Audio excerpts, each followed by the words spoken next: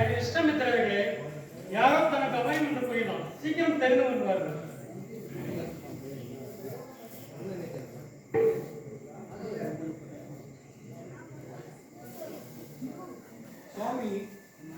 சுவாமி, வந்திருப்பவன் ஸ்ரீமன் நாராயணமூர்த்தியின் தம்பி,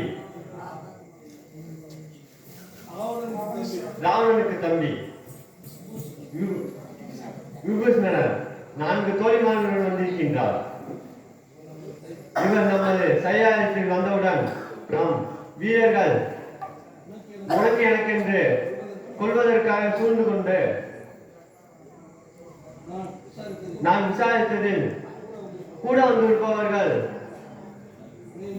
அணையன் என்பவர். இவர் நம் தலைவனாகிய ராவணனுக்கு வேண்டிய புத்திகளை சொல்லி பிராக்கியார்கள் விடுத்து சரணடைந்தால் பிழைப்பார், இல்லையெனில் வீணாக கொடிய நரகத்தில் விடுவார். ஸ்ரீ ராமச்சந்திரமூர்த்தி மனிதன் என்று நினைக்காதே, நம் குலத்தை வேரோடு கருவறுப்பதற்கு அவதரித்தார்.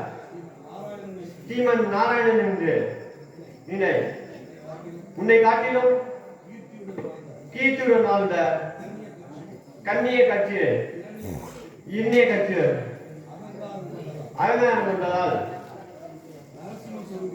நரசிம்ம சொரூபியாகிய பகவானால் ஒளிந்தார் என்று பல விதத்திலும் சொல்லியும் இயலாது.